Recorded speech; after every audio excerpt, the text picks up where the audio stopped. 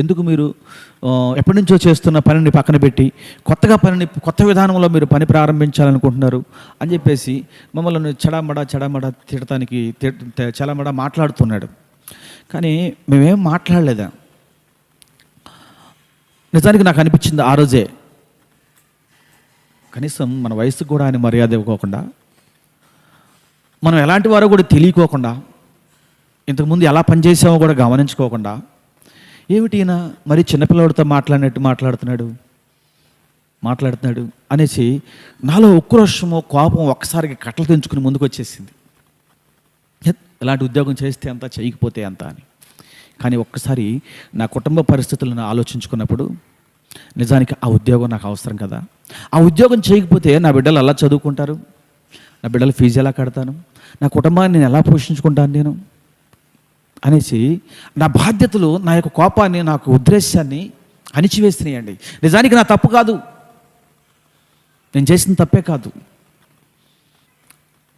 అప్పుడు అతను ఉండగా అతను నచ్చినట్టు పనిచేసాం, అతని సహోదరుడు ఉన్నప్పుడు అతని సహోదరుడు నచ్చినట్టుగా పనిచేసాం, తప్పే కాదు. కానీ తప్పు కానప్పటికీ కూడా నా కోపాన్ని, నా ఉద్రేకాన్ని, నా ఆవేశాన్ని అణగతొక్కుని మౌనం వహించాం. ఎందుకో తెలుసా?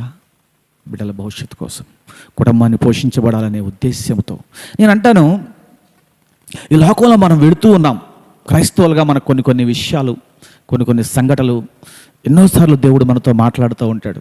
ఒక క్రైస్తవుడిగా బతకడానికి కావలసిన నైతిక విలువలను ఆయన ఎన్నోసార్లు మనకు బోధిస్తూ ఉంటాడు. కానీ మనం దారి తప్పిపోతూ ఉంటాం.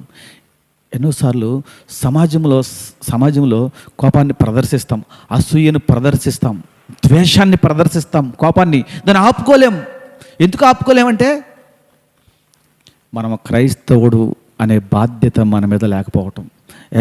నా కోసం నా దేవుడు ప్రాణం పెట్టాడు అనే బాధ్యత అనే బాధ్యత మనకు లేకపోవటం. నిజానికి ఆనాడు నా యజమానుడు తిట్టికి నేను వెళ్ళిపోవచ్చు, నీకో దండం, నీ ఉద్యోగానికి దండం ఎవరైనా పెట్టి చేయించుకో అని అనుకోవచ్చు. కానీ వెనకాల నా బాధ్యత గుర్తొచ్చింది, నా ఫ్యామిలీ, నా బిడ్డలు గుర్తొచ్చారు.